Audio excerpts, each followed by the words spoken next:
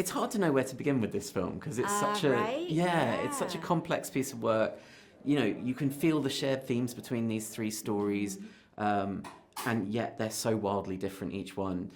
What was your introduction to it? Like, how did it arrive with you, and what did you make of it the first time you read it? Oh, I think I had the same experience as you. The first time I read the script for Kinds of Kindness, it wasn't even titled Kinds of Kindness, it had a different title. I laughed a lot. I thought, oh, I need to read it again and again and again to try to figure out what the themes were. And then I took a step back and I thought, no, I'm not going to do that. I'm just going to sort of trust in this experience because Yorgos has such a compelling body of work that you know whatever direction he wants to take it, it's going to be amazing. And that's what I did. Every day I showed up to work and just tried to say yes more than I said no. And it was really fun getting to play off of the other actors. We had a rehearsal period before the film started. That was really fun. It was just a lot of theater games and just being playful with each other. And I think that the intention behind that was just to build a camaraderie and a group energy, and it really helped, I think. And I didn't know what the purpose was, you know, when we were doing it. I was like, okay, we're rolling around on the floor and getting sweaty with each other, but how exactly is this going to, you know, help us with these scenes that are really tricky and don't have a very obvious goal or target to them, and that was actually really fun to show up and not know exactly what we were trying to get out of each scene, and looking to Yorgos to sort of gently guide us.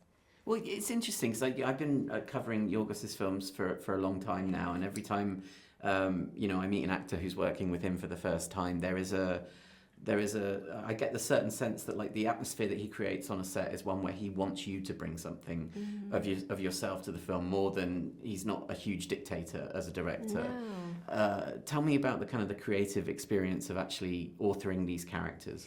Well, I think also, you know, Emma and Willem were returning from finishing Poor Things with him, and they also have that really generous and playful energy about them too. So I think Yorgos just kind of has a talent for finding people with the right energy and putting them together, and we just played. I love that. Was it? I mean, you know, Jessie told me that you got to shoot the films in sequence rather than jump around the schedule. I think mostly for the men's facial hair. Right, absolutely. It's really hard to glue back on a beard. Absolutely. After you've shaved it. I'd never thought about that, but that's exactly right. Yeah. But I wonder, you know, was it a process for you of creating three distinct characters, or did it feel like you were creating kind of three people in one? I mean, like, what was the... It was interesting on this one. Usually after I read a script, I have a very strong idea about what my character should look like, from how she dresses to how the hair and makeup should be. And on this one, I really did not know. And so it was sort of a little nerve-wracking to go in and not have... I felt like I didn't have a point of view, and I felt like maybe I wasn't doing my job right by not having a really strong point of view. But then I realized, oh no, this is how it is. This is how it should be. We're all just sort of standing back and really taking in what's in front of us and just kind of talking it through. Jennifer Johnson was our costume designer, and she was really fun to work with. And I think it was her first time working with Yorgos. But again, Willem will say that he tried on so many outfits for this movie, more than he has for any other movie that he's done. And I think I would agree. We tried on a lot of different costumes for this, just to really see where we should go, and if just like one item was really speaking to us, and we just sort of followed that. And I think that's how it was on set as well. There's so many things that weren't necessarily in the script that made it into the movie, and I don't mean dialogue wise. I just mean atmospheric or just action wise. It's interesting your use of that word play, because it strikes me that it would be very hard to make a film like this if you didn't have that environment on set. Right, if you were really rigid and came into it and didn't want to veer from what you think the right approach is. I don't think that would work on one of Yorgos's sets. Absolutely, because I imagine there's also an amount of vulnerability you need to offer up to play a character or play three characters that are kind of out there in different ways. Some are more, I don't know, recognizably. I don't know. I was about to say they're more recognizably human, but they're all human. Like, that's, I think, what's so great about Yorgos's films, isn't it? Is that there's humanity behind all of this insanity.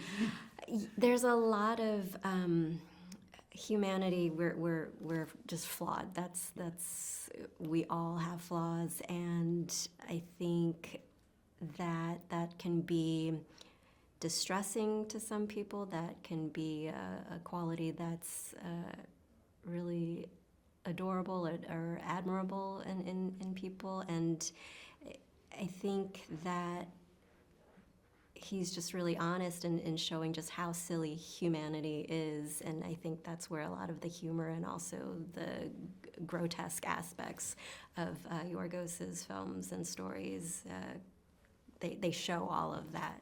Yeah. I do wonder, like, he's renowned as well for sort of his troupe, I mean, as you say, Emma and Willem came from Poor Things. Emma has a long history with him. Joe's been in his films before. Do you feel like a part of that troupe now? Would you like to take more adventures with Yorgos? I am. I hope I'm a part of the troupe. I hope I get invited back for another banger, as all of his films are. Yeah. So, I hope so. Yeah. Well, I'd love to ask about, the work that you've been doing over the last few years. But it's like, I have to say, and I mean this very genuinely, every time I know that you're in a film, my heart skips a beat, because I know that you're going to deliver something truly magical, and I've never been wrong, Thank you. But you've chosen to work with auteurs, you've chosen to work on material that is challenging, that is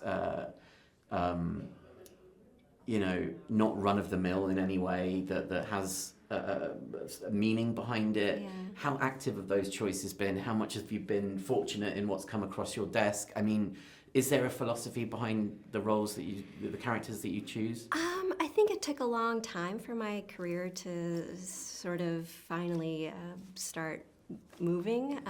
It was stagnant for I guess a decade before I did Downsizing, which is the first thing that I think people know me from.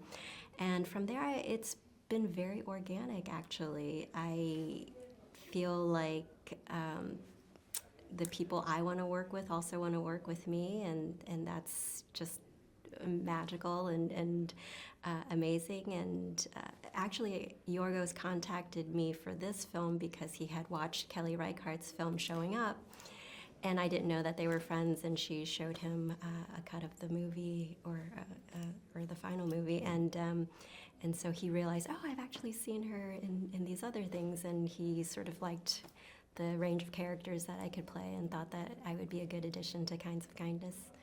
So that was a big vote of confidence that it was because he had seen me in other things. And so for me, I just hope that it continues to happen that way, where I'm not getting cast because I have, X number of followers on social media, and it's really just because of the work that I'm doing.